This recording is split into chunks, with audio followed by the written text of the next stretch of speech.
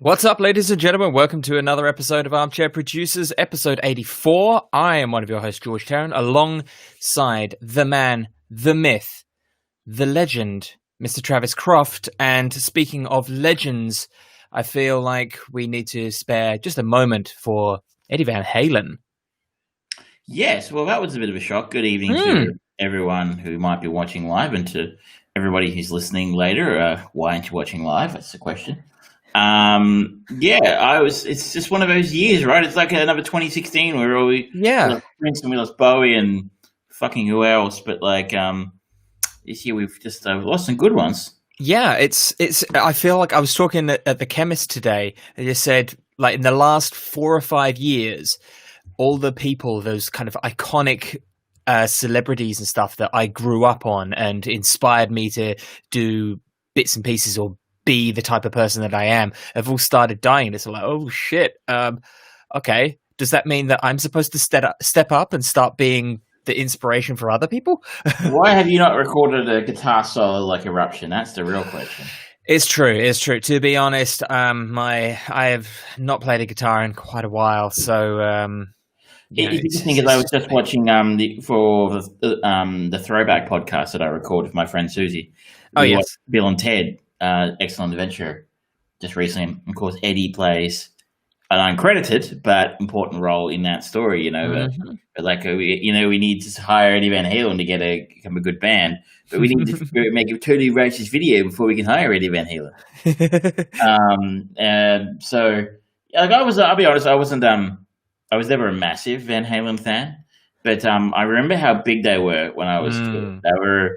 They were massive. And I was just telling someone today, actually, at work, one of my colleagues had never heard the story about, 100 brown M&Ms in the shot glass before they go on stage. But do you know the story, though? No.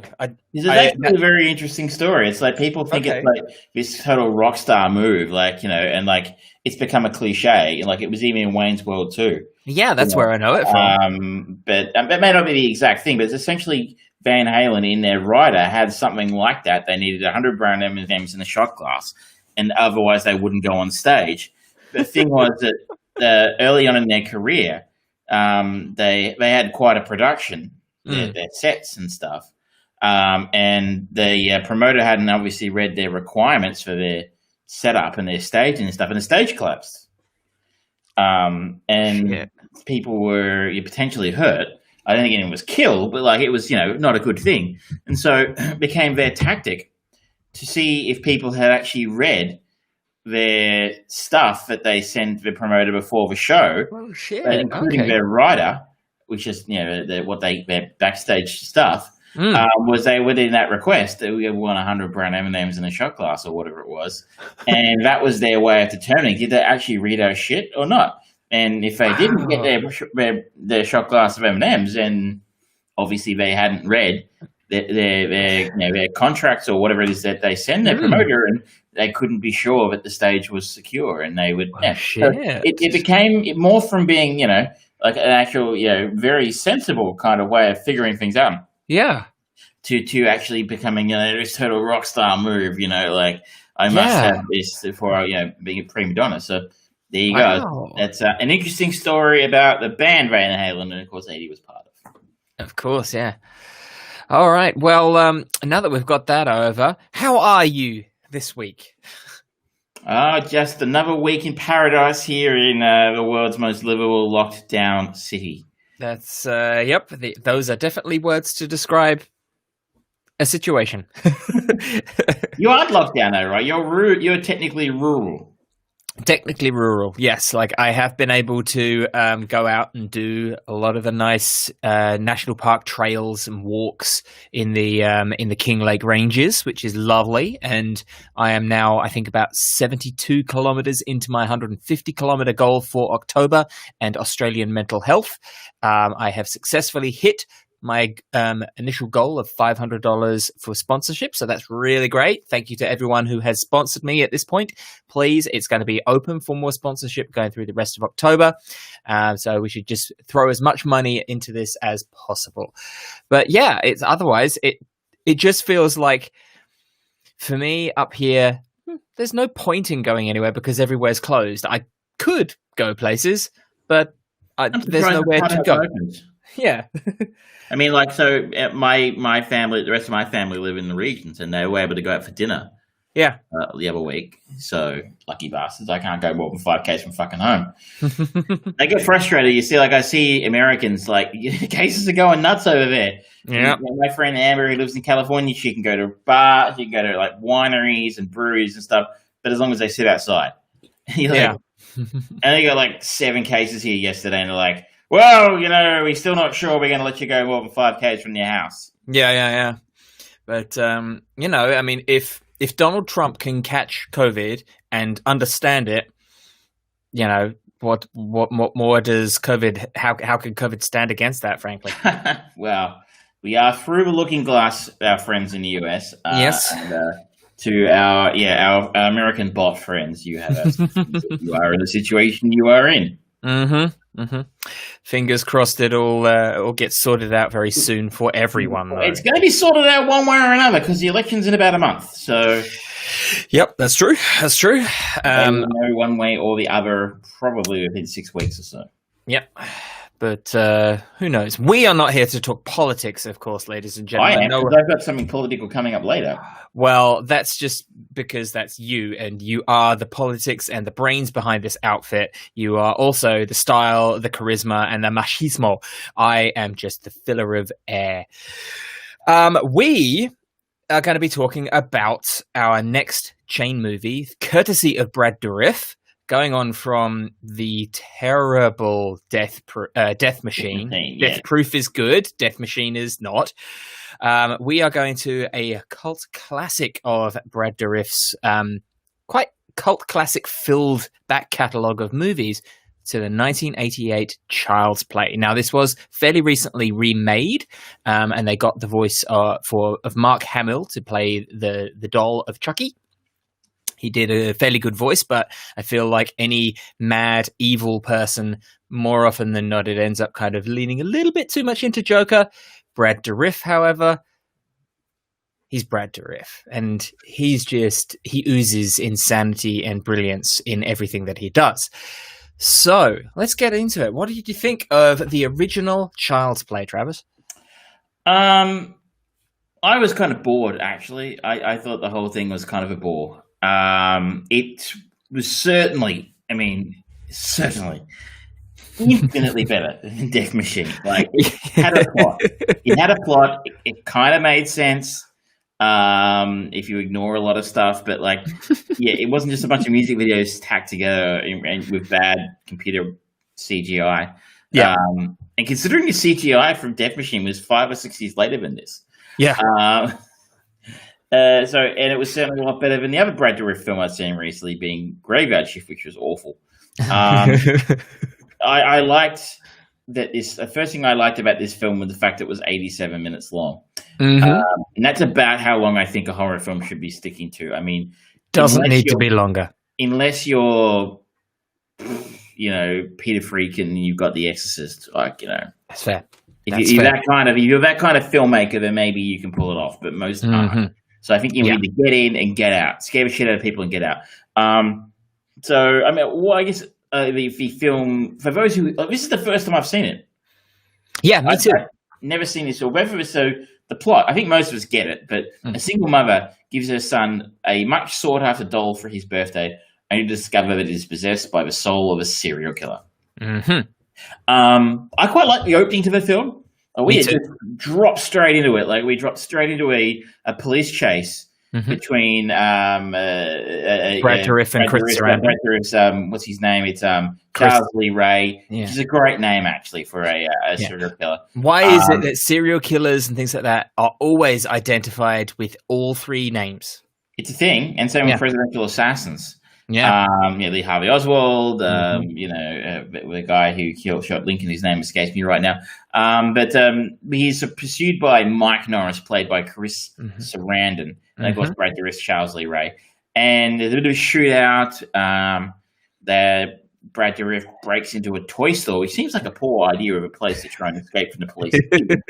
But well, he is mortally wounded, so he's just shot at that trying to find any kind of shelter. I think probably losing blood. His getaway driver takes off and leaves him behind. So in his desperation, he runs into a toy store where he's shot again by Mike Norris, and in the process, while he is, I guess, facing down his imminent death, he all of a sudden it turns out he knows some sort of magic incantations, and notices a large toy doll. But he was later to be known as just a Chucky doll. What are they? Good guy dolls? Good guy dolls, yeah, because each one of them has their own name. I didn't notice that one, but that was in the advert, Travis. I can't believe you didn't hear that. Yeah, so he performs some incantations over this doll, and bada bing, bada boom, his soul inhabits this doll. As the toy store is blown up by lightning, which was a nifty trick. One of possibly the most used rolling, violent-looking clouds over a location ever. It looks almost like exactly the same rolling clouds that was used for the ending of Ghostbusters. I was thinking exactly the same thing. I was like, that's where they ripped those clouds from. It's probably a reused special effect from somewhere. Yeah. I think I know how they did it. They do that in water, and they put like ink in the water. Yeah. But I noticed the cloud effects look like I've seen them a few times. It's sort of the Wilhelm scream of clouds. It is. That's exactly where I was going. So I've always enjoyed the fact that like lightning blew it hit a pile of toys and exploded. Yeah. What the fuck was in those toys? Well, to be honest, this is the 80s. So, health and safety in children's toys was, that kind of era was infamous for a lot of toys being recalled because they were dangerous. So who knows, there might have been a bit of plutonium in those. It could have been plutonium. It could have been smuggling plutonium. Even though that's not how plutonium works. You don't just hit it with lightning and they explode. That much I know about nuclear physics. But anyway, maybe it was some other form of explosive. It explodes. Lithium batteries, man. They actually do explode. So I love the fact that this pile of toys explodes. And with a massive explosion, it blows out the front of a shop. Yeah. And then Mike he was right next to this explosion and gets up and brushes himself off with it's that moment of Arnie getting out of the tar pit and just wiping himself down in the Last Action Hero or something, and he just brushes himself off oh gee, that was a giant explosion, and I just having to walk, whew, I was lucky there. None the worse for wear. So I enjoyed that that part immensely, actually. And then it really, really slows down. From there we meet Andy and his mother, Karen. Andy played by Alex Vincent, who's not really done a whole lot else, and Karen Barclay played by Catherine Hicks, who we talked a little about last week. For me, the face was instantly recognizable as Jillian from Star Trek 4.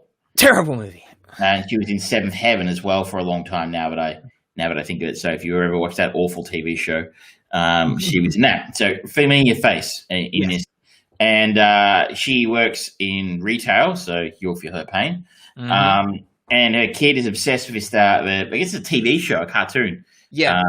Called The Good Guys. And he has the Good Guys cereal. For his birthday, he gets the Good Guys toolbox. And he really wants he's wearing the Good Guys pajamas. It's stereotypical obsessed child of a toy. And he wants they released the giant doll version, and he wants it. His mum can't afford it. But so happens there's a peddler, I think they call him. Yeah, a guy in a shopping trolley who's selling it at the back of selling a bunch of shit at the back of their shop. Yep. She works in, and she ducks out and she buys it for significantly less than she would from a toy store. It just so happens it's the same Good Guy doll that Charles Lee Ray has what do you call him, adopted as his new vessel. Not that we don't know that at that point, though. We do, but we don't. I mean, there's no indication at that point in time in the film. There's no a sign on it going. It's not like warning. The doll carries a terrible curse. Make progress. That's good. that helped contain potassium benzoate. Oh, So it's not quite that clear. But we all realize that is the same doll. Yeah. It would be a weird story if it was just two completely unrelated stories of we just see this possessed doll never again. And it just so happens to be a completely different doll that's just gone crazy or something. It'd be great if any indication we got of a possessed doll was in the background on the TV in news reports or something like that. It'd be a very uneventful film. Mommy, I want that doll. So the doll comes into their life, and in it, now that it's been possessed by Brad Dourif, Charles Lee Ray, it can actually move. It can talk. Initially, it just talks to Andy, but eventually it actually manages to kill his babysitter by knocking her out of a window. Is probably one way to put it. Yeah, because I'm pretty sure that he used one of these aforementioned Chucky good guys tool sets, a hammer for that, and you think, okay, sure, that's a kid's toy. That's going to be plastic, but it was the 80s, as you said. Yeah, it's a regular hammer. It's just the same for a child, right? Iron hammer. Yeah, no worries. What are they going to do with it? Because it looks like it does a right good. Because it hits just above her eye, and it hits with such ferocity that she just over the top stumbles backwards and just goes headlong out of the window of this 6th floor apartment and then just hits the parked car underneath. That was good. They did that really well. That was good, but wow. I mean, it was a good kill. I mean, in terms of, I felt like it was horrifying. Yep. And she seemed I felt it was effective because she was the film hadn't really given us a lot of violence at that point in time. Yes, there had to be a giant explosion, which, Mark, whatever the guy's name is, Chris Serrano walked away from brushing his arms off. But there hadn't been any great interpersonal violence committed at that point in time. But yes, the method of getting her knocked out the window was significantly amusing in the sense the doll managed to propel a small hammer large enough to knock her back half a meter and out a window. Yeah. That's a powerful throw for a small plastic doll. And that was sort of part of the thing that I didn't buy into quite so much here is the doll just didn't look very convincingly menacing, which I think is part of the fun, right? So that you're being menaced by something that is not menacing in of itself. Like you're being menaced by a werewolf and they're scary. You're probably going to be scared, yeah. But like a tiny kid's toy, I'm like, why would that be scary? But it just, I look at it, and maybe this is why I was saying, because I was a bit bored, I was saying, how does a toy that's filled with stuffing produce enough energy and enough effort to... Wait, maybe you missed this. He was becoming human. He's just becoming human, but he'd been a human. He'd been in the. That seemed to that how human he was becoming and wherever human was coming in seemed to move significantly depending on what the story needed it to do. Of course, yeah. But you're right. It was one thing I say. So I'll say I was just sort of touched on it. Is I was very impressed by the effects in this film. Agreed. The creature effects in particular are brilliant. I think that's where it really stands out is that juxtaposition of that innocuous doll, and it's lost a lot of its kind of chill factor, because I remember when toys were able to respond. I remember getting a toy like that when I was a kid, and so you'd say something to it and it would kind of interact with you, just 3 or 5 sentences, but that was mind blowing. But now it's okay, I want my computer to be able to do everything for me just with my voice, and if it can't do that, then it's from the Dark Ages. So it's I feel like the age has really done this movie a disservice, because if I had been a child and seen this movie, I would have been terrified. I have actually spoken to a few people who were allowed to see this film at 7 or 8, and were petrified and like it scarred them for life. So I can definitely see this being actually very effectively telling for a younger audience. Yeah, you're right. It's I'm glad I didn't see this as a kid.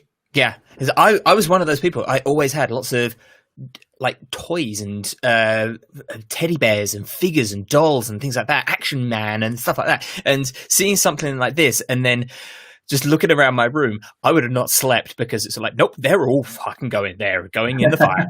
Every single one of them. I do not trust any single one of them because of the shit that I have made them do. Nope, they will not forgive me. Death to them. And I think maybe that's kind of part of the problem is that. No, go on. No, I was going to say one of the things I had in mind while I was watching this was that this is a very dark version of Toy Story, isn't it? The Toy Story sequels are really gone off on weird tangent. It's a very similar story to that by the Toy Story films. Yeah, I kind of feel like if they the remake that they made was okay, not great. It was a very generic remake of a beloved cult classic.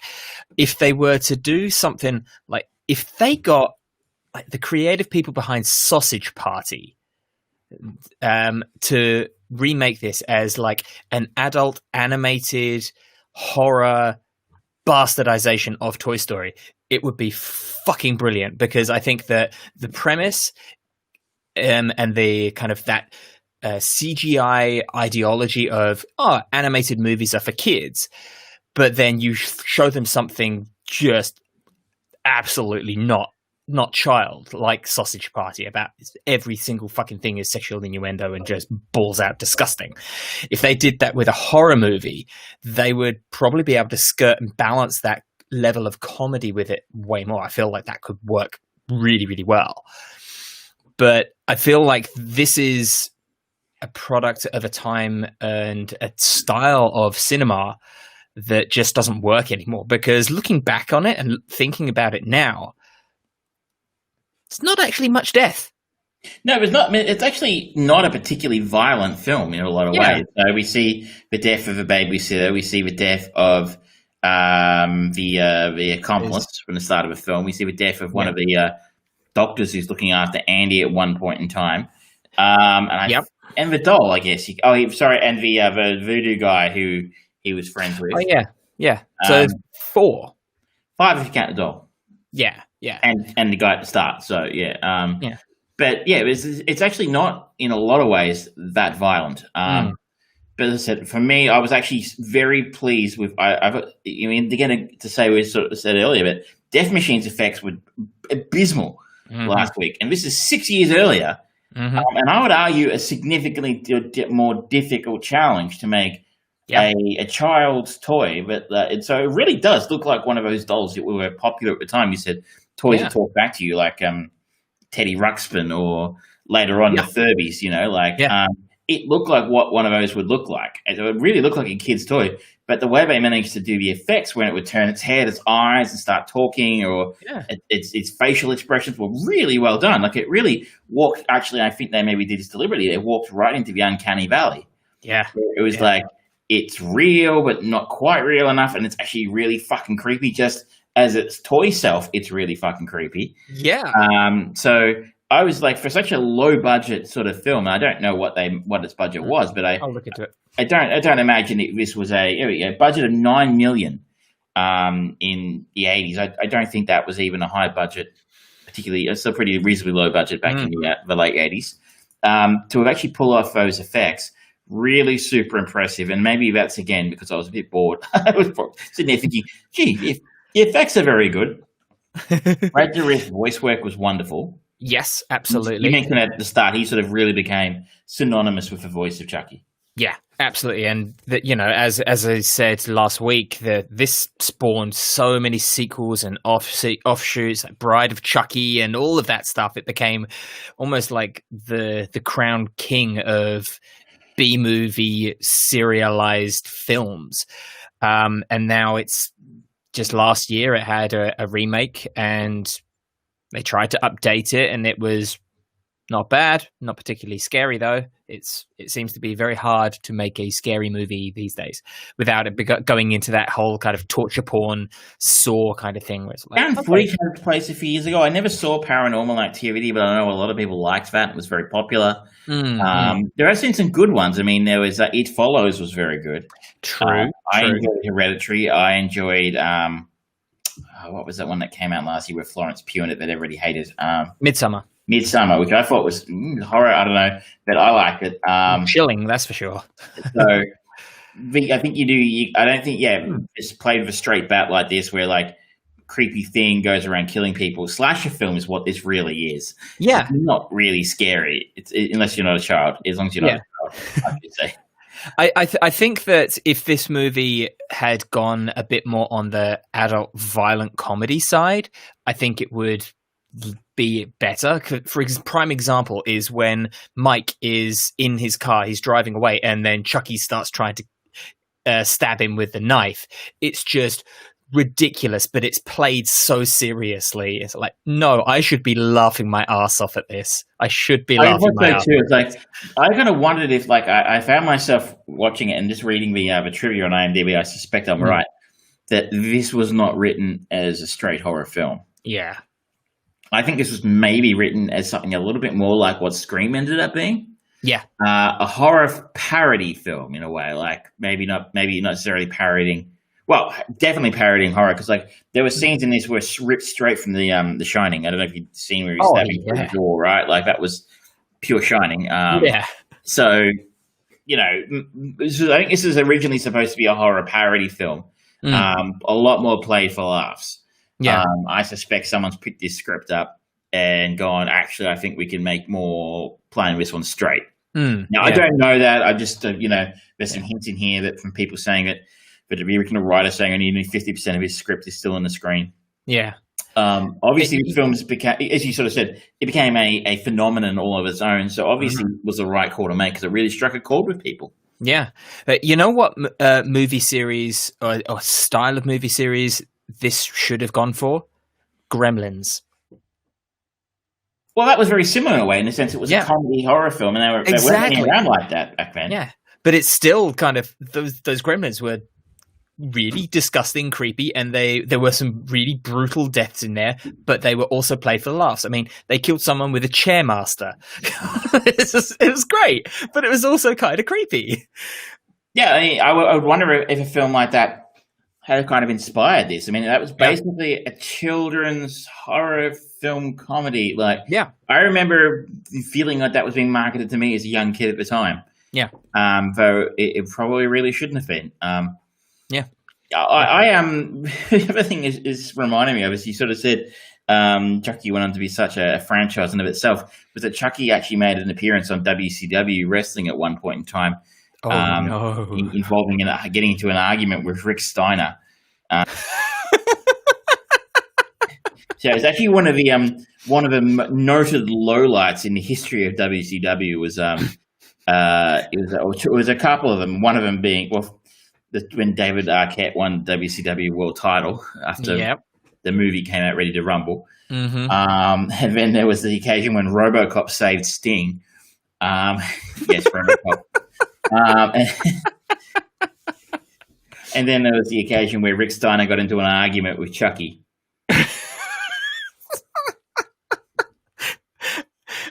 I don't know if there's ever been a sports brand that has sold out more than WCW in the late 80s and 90s. Yeah, they were for sale if you had the coin. They were. Right? They were. Yeah, goodness me. So I don't. It's worth looking up. It's on YouTube, so you can find it on YouTube. It's worth a look because it's very, especially if you like professional wrestling, it's kind of cringe-tastic, right? You kind of like, how much did they have to pay Rick Steiner to do it? But it's a long way from this movie to him arguing with Rick Steiner on WCW. But I guess like I said, I feel like I've said quite a lot of positive things about this, but overall, I was pretty underwhelmed by the whole thing. There's not much to it. There's not much violence. There's no scares. is not really played for laughs, as you said. That scene in the car and stabby in the car should have been a laugh, But it really was just because it wasn't playing it for laughs. I felt the film was playing a straight bat the whole time. Yeah, that felt kind of silly, and I'm like, why am I getting silly in my straight ahead horror film? Yeah. And, occasionally you can pull off one or two of those sort of notes. I think there was a Jason film set in space, Jason X. Jason X, yeah. This is a masterpiece in terrible film. Yeah. Where Jason ends up in a virtual reality simulation, and there are two girls in bikinis there. He goes, would you like to smoke some weed? How about some premarital sex? We love premarital sex. But that whole scene, he ends up trying to kill him like in his traditional way. But like that whole scene was played for laughs, and that kind of made sense of what was a genuinely awful film. But that kind of worked because it was kind of actually amusing and a kind of a wink at the audience. But yeah, this, maybe it sounds silly me picking the one scene from a genuinely awful film that actually works. Something like that might have worked in this film, but I don't know. It just didn't. The film was telling me don't laugh at this. Yeah, and it seemed really silly. That's the weird thing. Like a few shows now, we've watched some stuff and we've kind of said things just happen. There's not actually a lot of things that happen in this movie, and there's nothing in it that's bad.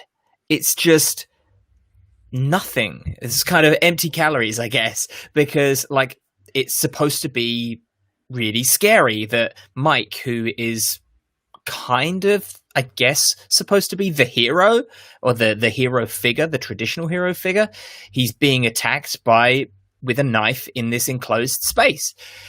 But it doesn't come off as scary. It doesn't come off as serious. It comes off as stupid and out of context with the rest of the film. They sort of go, oh, okay, yes. So we're going to start off with Brad Dourif putting his soul into a Chucky doll. Okay. And then they get like 3/4 of the way through the movie and go, you know what? We might need to explain that. And it just so happens that Charles Ray, whatever his name is, had a friend that's apparently Haitian and a voodoo practitioner, and they happened to talk about how to transfer a soul. And he memorized it and could remember it under the stress of having just been shot. Yeah, it's stupid. And the kind of the stupid rule of, okay, you need to in the heart. You need to transfer your soul into the person you first revealed yourself to. It's like, what? Seriously, what? They probably should have taken the Night of the Living Dead approach. In Night of the Living Dead, they never tell you why they're zombies. Yep. They're just zombies. Yep. Who cares, right? They're zombies and they do what zombies do. So maybe if they could have got away with that in this film, it's just going, he just did. Yep. I mean, they never explain how or why Tom Hanks becomes big, and we just accept that happened. It's fine. It happens a lot in cinema where something just happens because we want to tell a crazy story. You don't need to explain it, and oftentimes when you do explain it, you ruin it. So it's been kind of, because you need a kind of a ridiculous explanation there and to explain how a soul of a human can occupy a toy. Yeah, you go voodoo, that'll do it. I mean, yep. That wouldn't fly today. Actually, I'd suggest that would be like cancel culture would come in here. You can't. I don't think the voodoo people are too keen on people making fun of their religion like that. Yeah, I guess that they'd use voodoo as an inspiration, but they'd never say the word voodoo. They would say dark arts, something like that. But it's a weird movie to go back to because there's the concept of it and the premise behind it is kind of cool.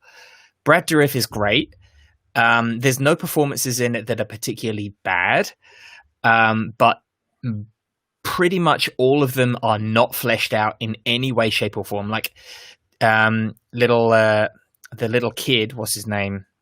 Andy. Yeah, Andy. He's sort of like, okay, generic young child, there's not really much going on here.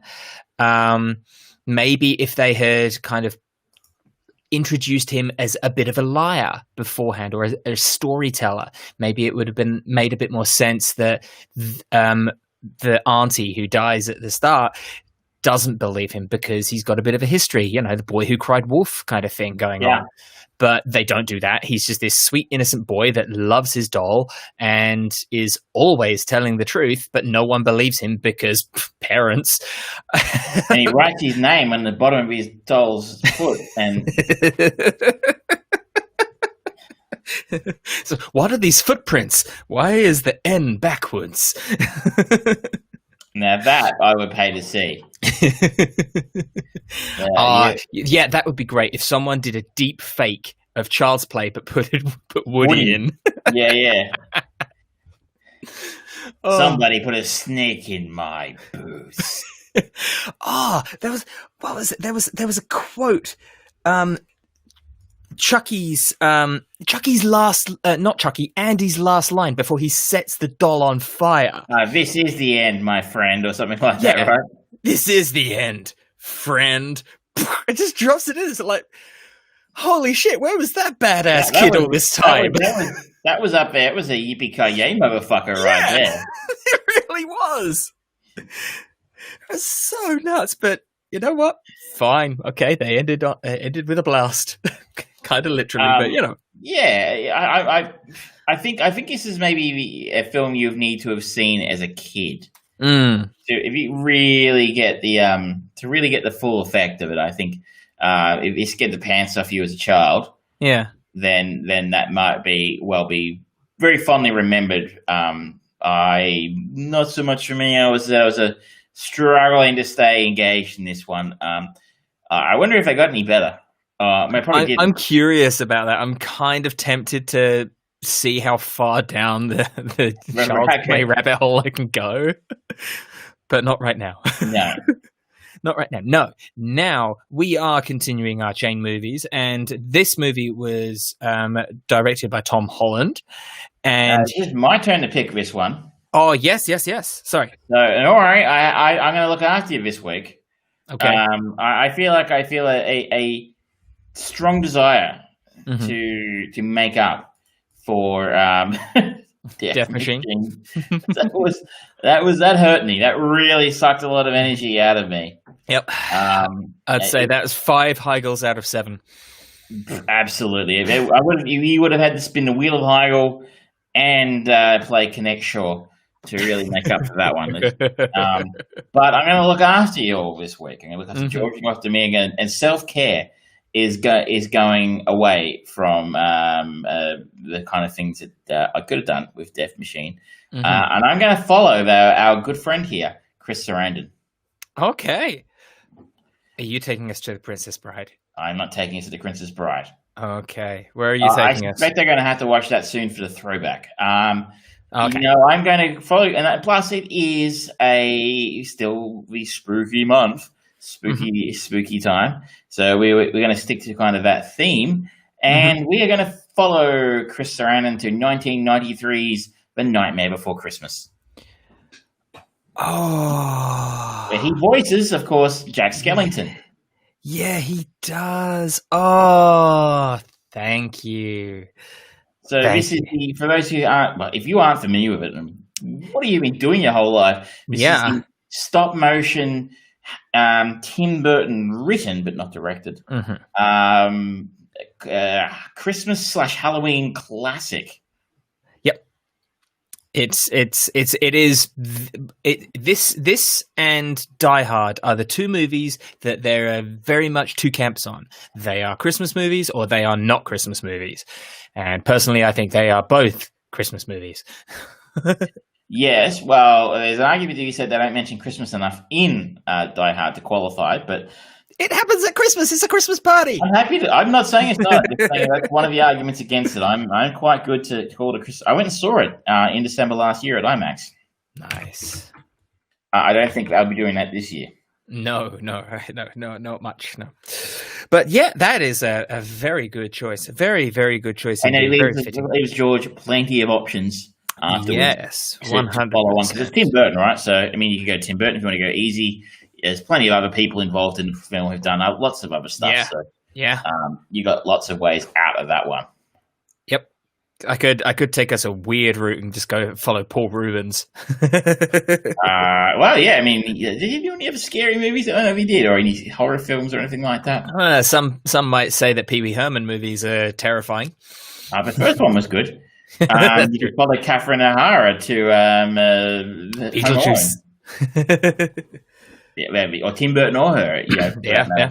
There's plenty of options. There's so many ways you can go. There are some very experienced and well-known actors in that film. So I'm looking forward to seeing it again because it's been a long time. Absolutely. Now, moving on.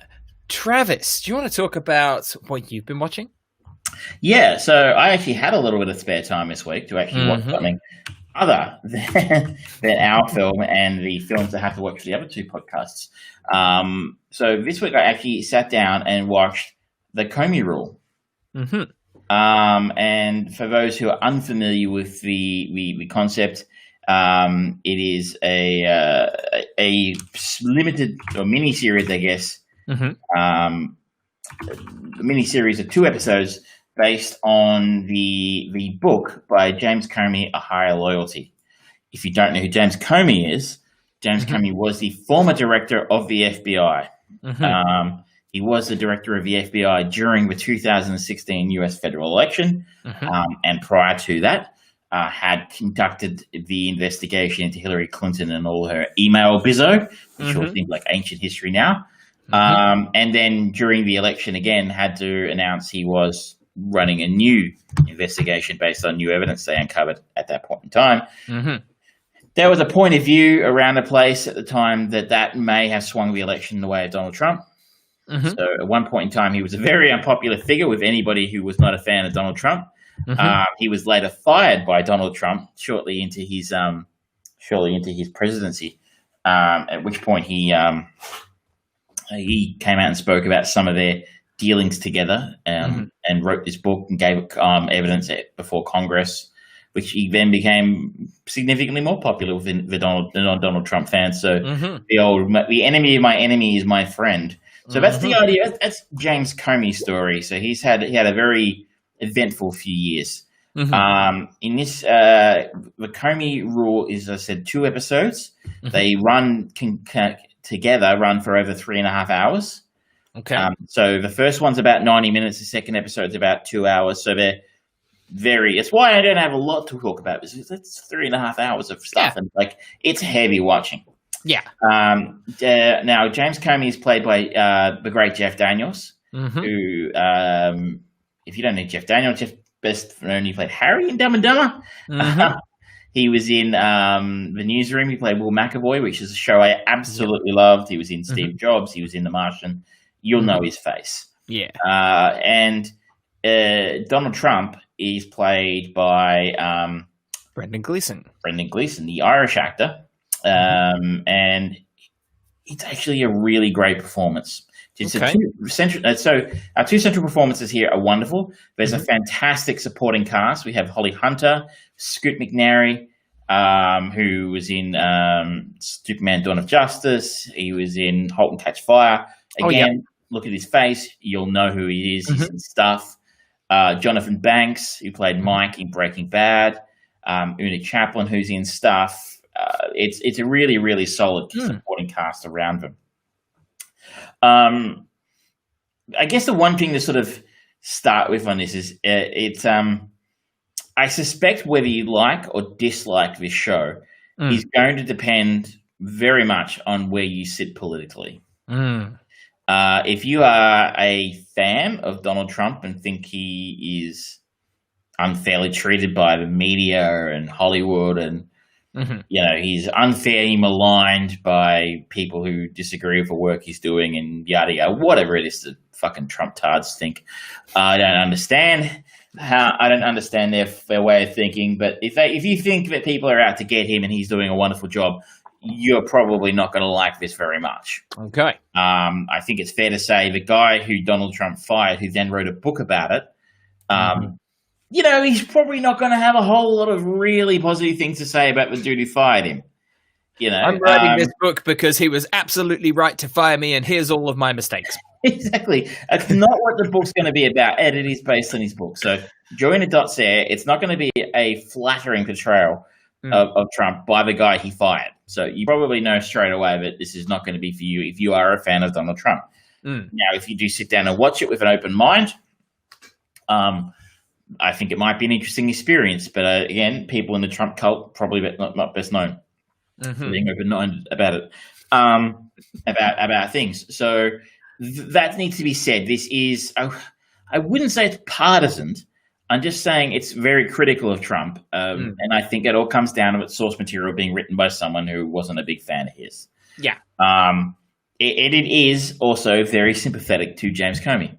So if you are not a fan of what he did, particularly if you do feel like his actions in the 2016 election were not right, and there's a school of thought out there that says he shouldn't have said anything about any new, because they started a new investigation like 2 weeks out from the election, and they actually ended up finding out nothing. There was nothing to find.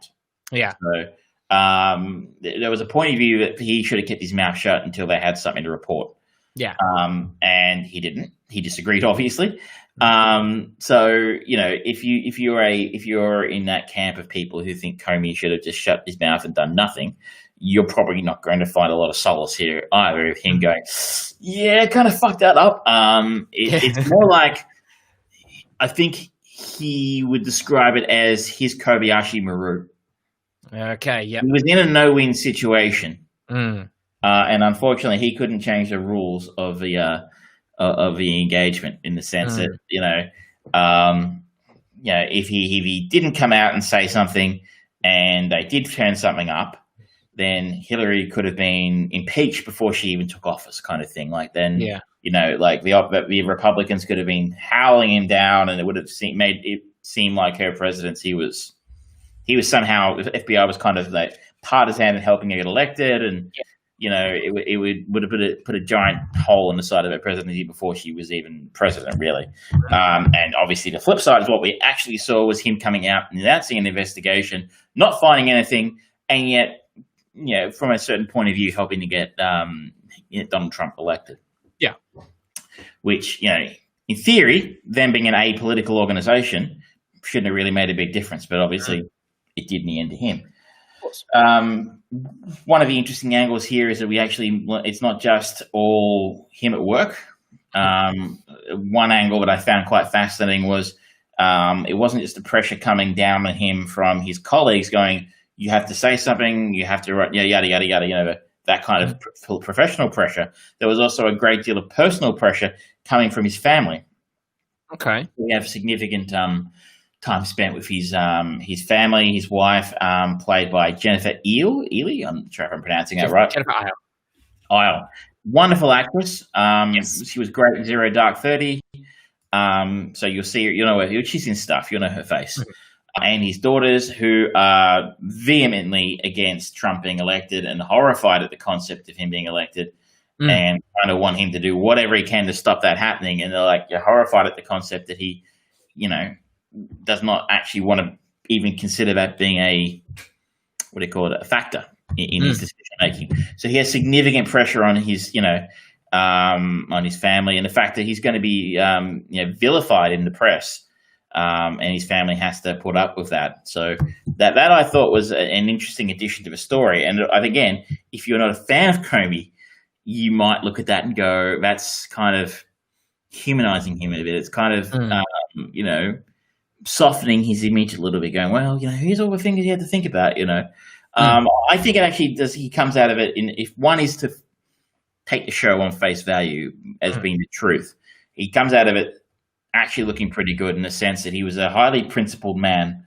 who felt like, his main consideration at every juncture was not, do I do this? Do I want Trump to get elected? Do I, nothing political. It was like, what is my duty here? What is the right thing to do at this point in time?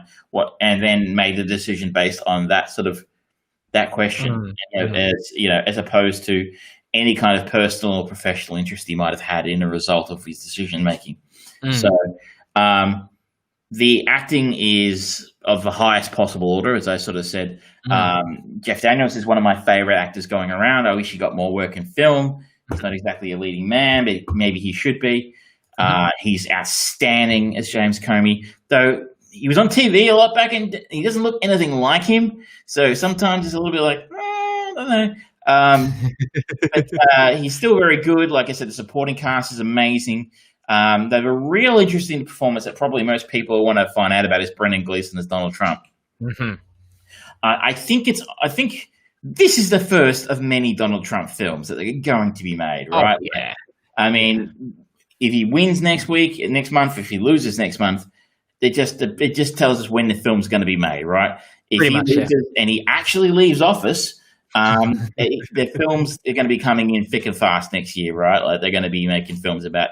Because, I mean, let's face it, like this guy is as dirty can be. Like he is as corrupt as anybody who's ever held that office. Yeah, and he's very vehemently made an enemy of most of Hollywood, considering Hollywood largely is very democratic, very, very vocal about it as well. Yeah, they are going to want to sink their teeth in. I think he's also made enemies of a great deal of the intelligence community in that country. So what I was going to say is that my opinion, and it is just an opinion, is that when he leaves office, one of the main reasons Trump will fight so hard to not leave office is he's fucked when he leaves office.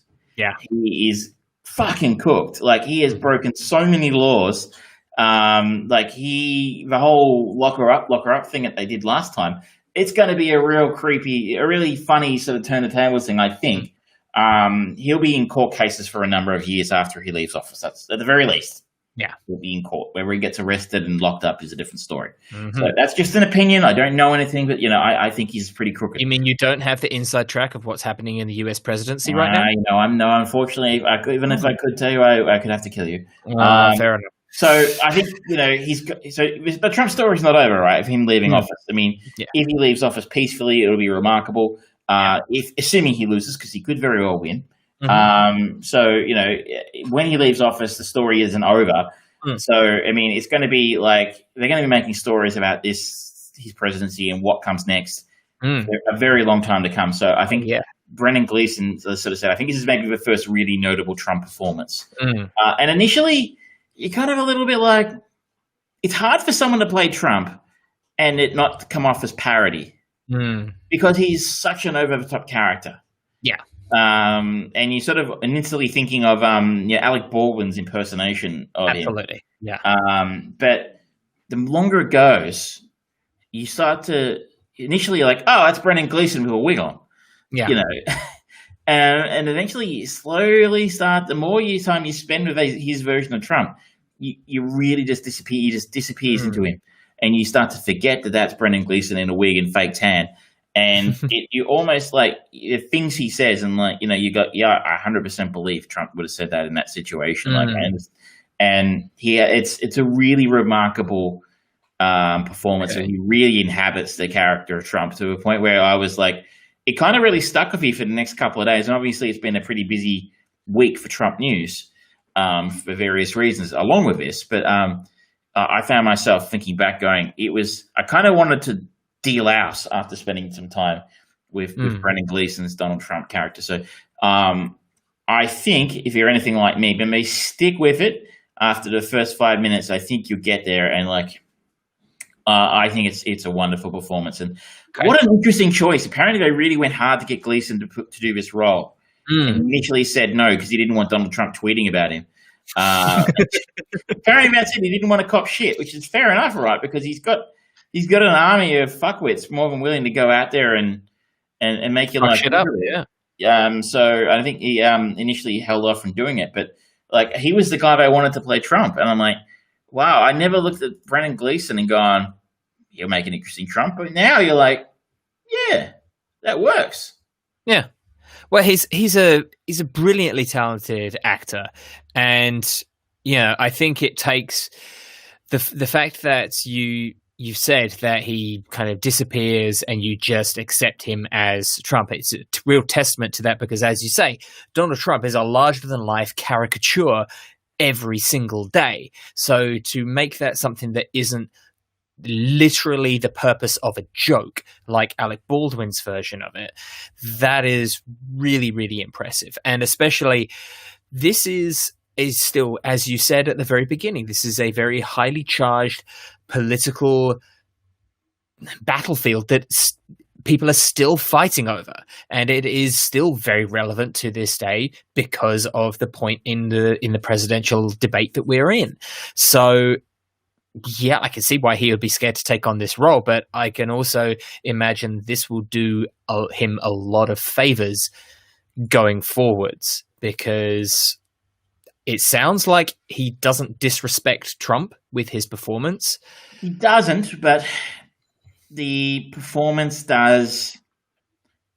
Look, I mean, I was watching going, Trump wouldn't like this one little bit, because he doesn't. He's playing Trump as a venile, corrupt gangster. Okay. And I don't think that's anything to do with if Trump were an intelligent and fair-minded individual, he might look at that and go, well, that's Brennan Gleason giving a wonderful performance as me, reading the bullshit that James Comey wrote about me. He could separate the fact that he's playing the character that James Comey wrote, which he could say is a complete work of fiction created by James Comey, and his want for revenge, and his hurt feelings because I fired him for being incompetent, right? That you could, if you were a fair-minded individual, one could maybe make that delineation, but he's not a fair-minded individual. Okay. He would go, I never said that. That's bullshit. That's the unfair media, fake news, fake Hollywood, and this is, from a, buttfuck, shithole country, this actor who's a nobody loser. Go back to your potato fields. He'll say that. Yeah, like I got the best golf courses there. He's not allowed on any of my golf courses. So I don't think he would.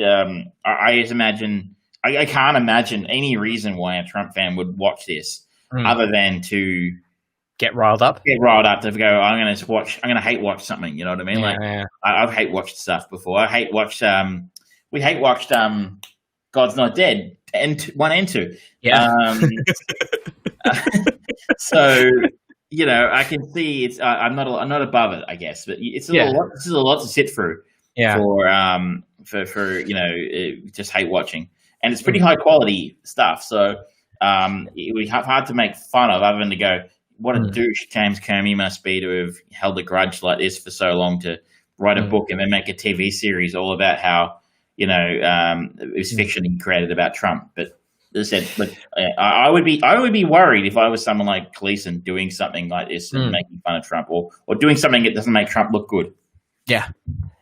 I mean, but the flip side as well, doing something that does make Trump look good, that's going to be, especially in Hollywood, as I say, a very generally Democratic-led environment.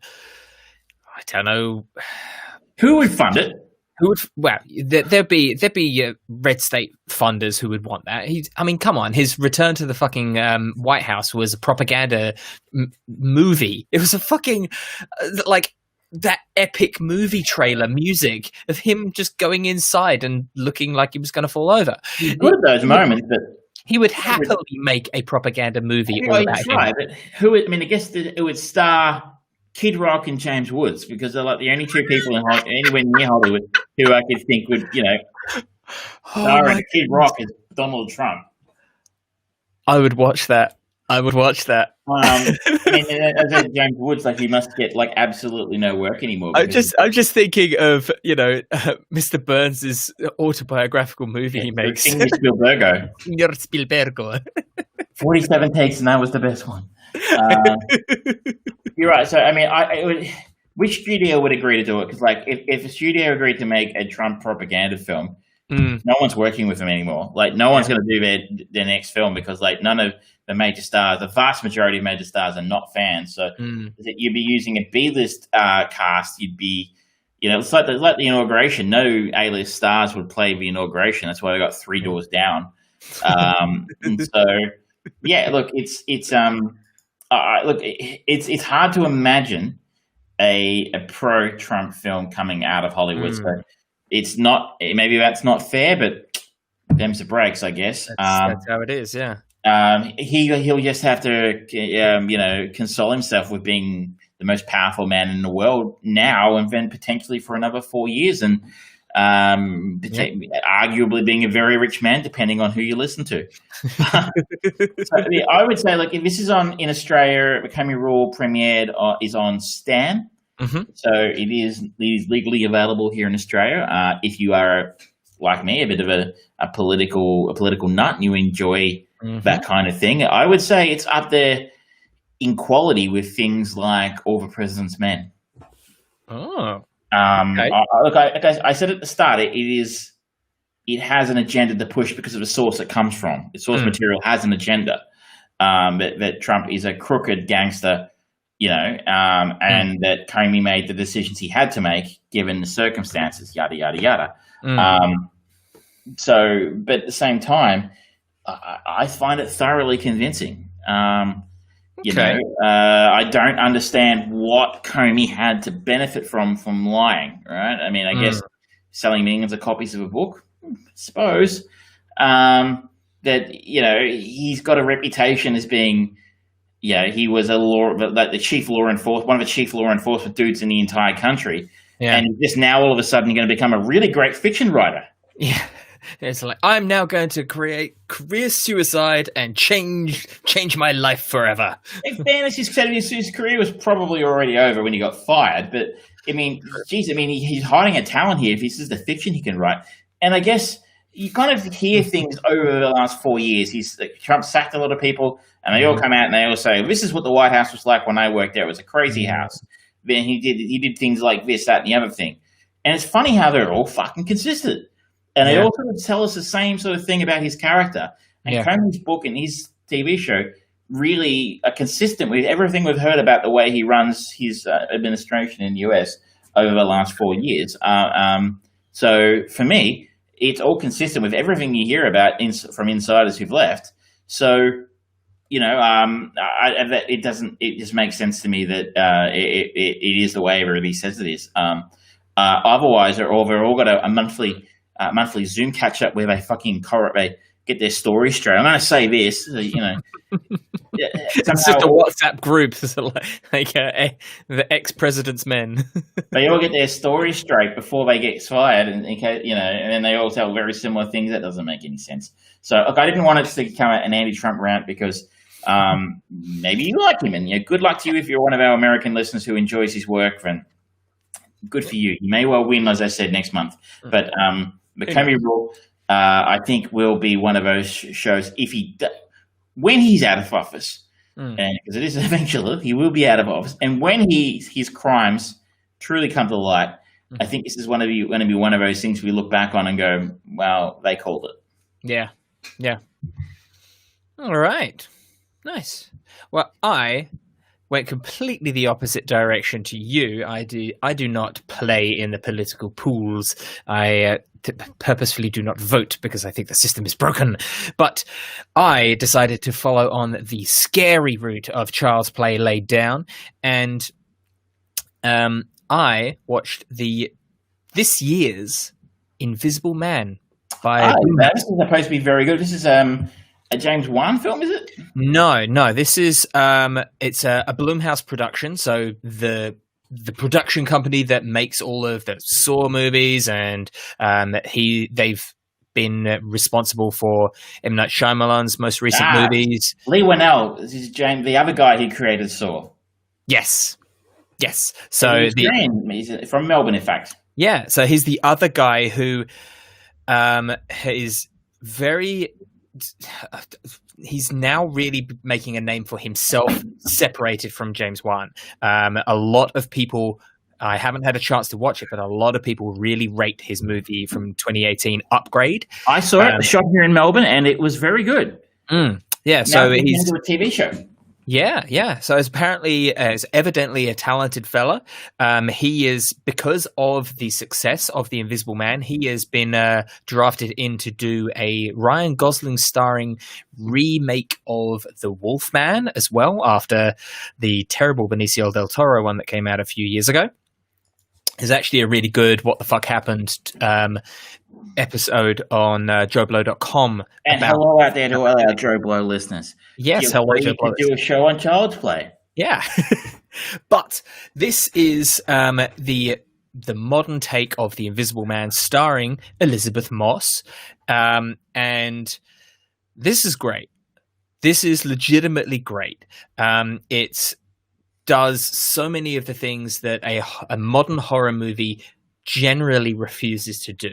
For example, it explains the Invisible Man visually rather than there is a very simple line that Elizabeth Moss says that is a throwaway line saying he's a leader in optical something, or a leader in the optics industry or something like that. So there's that level of, oh, this guy's really smart and he could potentially make himself invisible, but they don't bother spending time elaborating on how he does it or anything. They show it, which is the best thing to do in any movie. If you can show it, show it.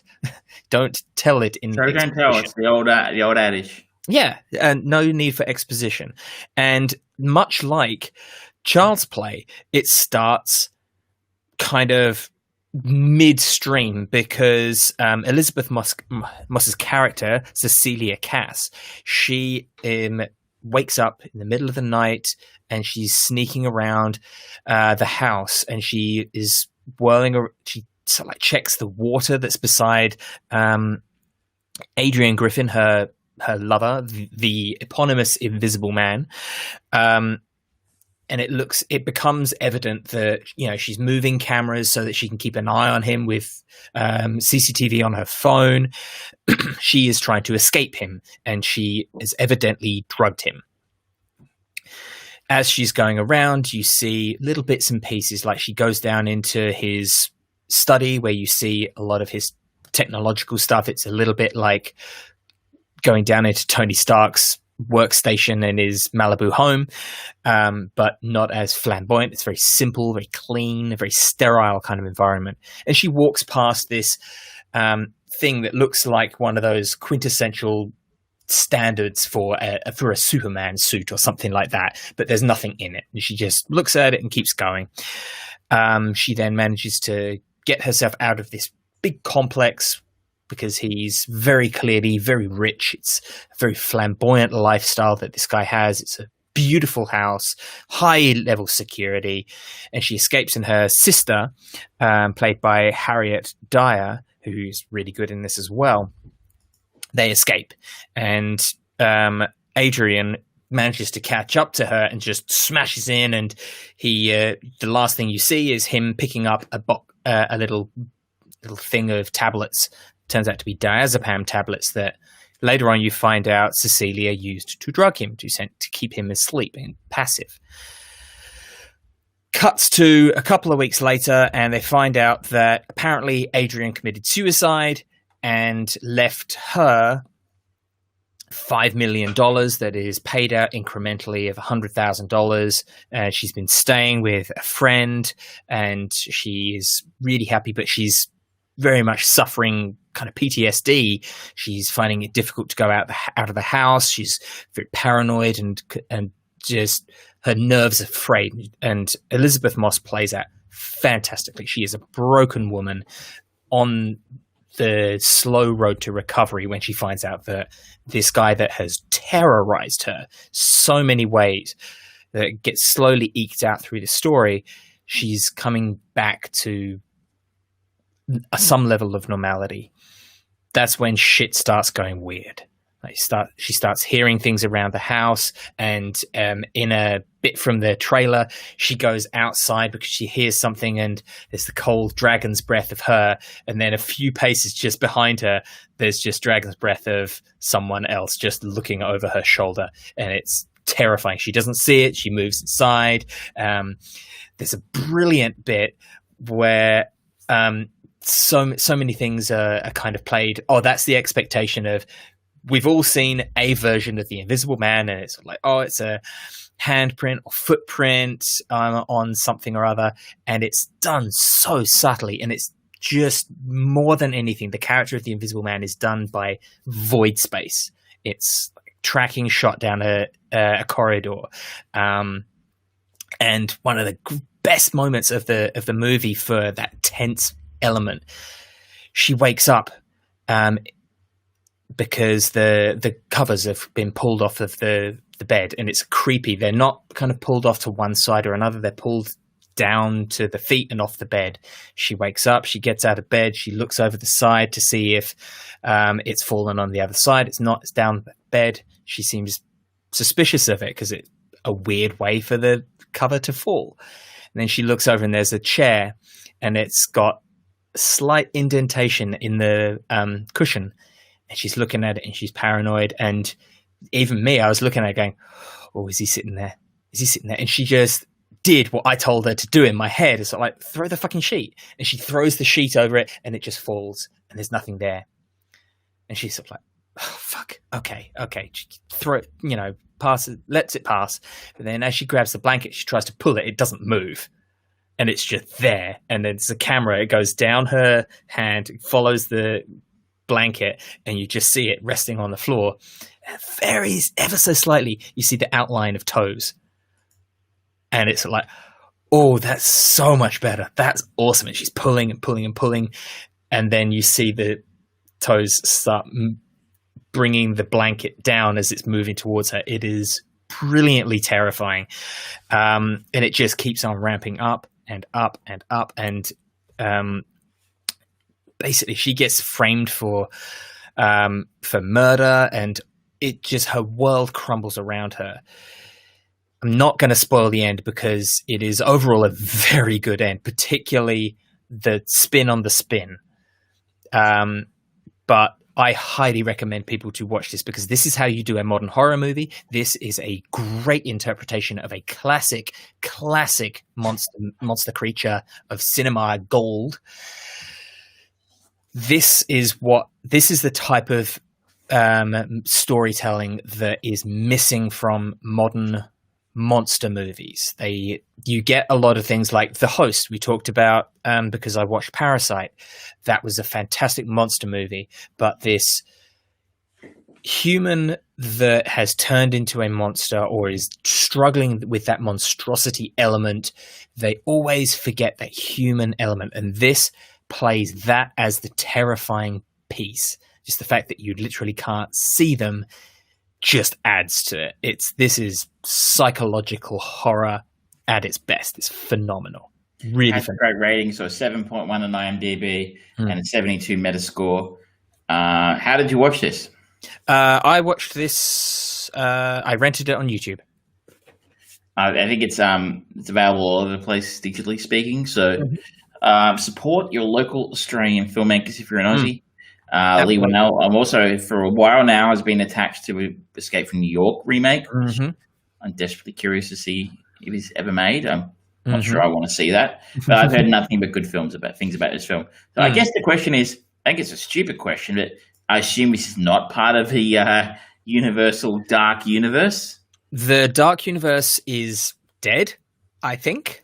Because it was going to be like, they had Tom Cruise in The Mummy, which is not a terrible movie, but it's not great. It's certainly not scary. And they had Russell Crowe in that as Dr. Jekyll and Mr. Hyde, and he's quite an interesting character in that, but they're not going to do anything with that. They had, I think they were at one point going to have Johnny Depp as an Invisible Man. They had, I think it was Javier Bardem was going to be a new Wolfman, and a lot of stuff. And there was a point when the ill-fated Wolfman with Benicio del Toro was supposed to be somehow part of it, but that seems to have all been scrapped, and this Invisible Man seems to have spawned a new version of it, hence why Lee has been brought on to do this Ryan Gosling starring Wolfman version. Ryan Gosling, fantastic actor with a good quality writer and director attached. My hopes are relatively high, but, originally the Wolfman was supposed to be Mark Romanek, who's a great director, with Benicio del Toro and Anthony Hopkins and Hugo Weaving involved. That's a lot of talent there. Fell apart, had a lot of troubles. I'll Wait to Pass 10 years Judgment. ago now. I can't believe Finished. it was 10 years since that film came out. I know, it's weird. Time is going so damn fast. But I don't think that we are ever going to see the end of the rights holders are trying to make a dark universe sort of thing. I think one of the problems that they've come across in their recent attempts is they've been trying to make these big tentpole movies about it, and Blumhouse have specialized in making great quality movies on a low budget, which is forcing the production teams, the directors, the producers to work efficiently and go, okay, how can we get this as scary as possible with a low budget? It's not, oh, we'll fix that in post. It's, what can we do to keep this under budget? Because that is always the Blumhouse goal. And I love it. I love that restriction. It's awesome. Yeah, they're doing very well for themselves on very low budgets. So yeah, going to make it popular. Absolutely. I mean, because their movies are made on a low budget and they're generally specializing in these horror movies, they always kill it at Halloween this time of year. They don't need to make lots of money to become incredibly financially successful. So that's why we've got multiple Saw movies, why we've got multiple Insidious movies, and what's the one with Patrick Wilson in it? The paranormal one, I can't remember. Annabelle, the Annabelle series or whatever. But yeah, they are made better because of the restrictions that they are put on, and there's not that. Yeah, we can just CGI it, and that was one of the big failings of The Wolfman. It was a lot of CGI, and it was Rick Baker who got an Oscar for the original Wolfman transformations. He got another one for this, but the CGI wasn't as good as the puppet work. We talked about Child's Play, great puppet work, great miniature work. It's all about that. Less is more, and there's nothing more less than something that's not there. Touche. But yeah, that's a ringing endorsement. Absolutely. I really heartily enjoyed it, and now I'm slowly but surely working on more of a horror bend to get my juices flowing, because horror's good, man. When it's good horror's good. No, good horror is rare, though. That is true. But yeah, that's basically all that I've watched this week, because I've been doing a lot of writing. Will we be getting a sequel to The Invisible Man? No, from you.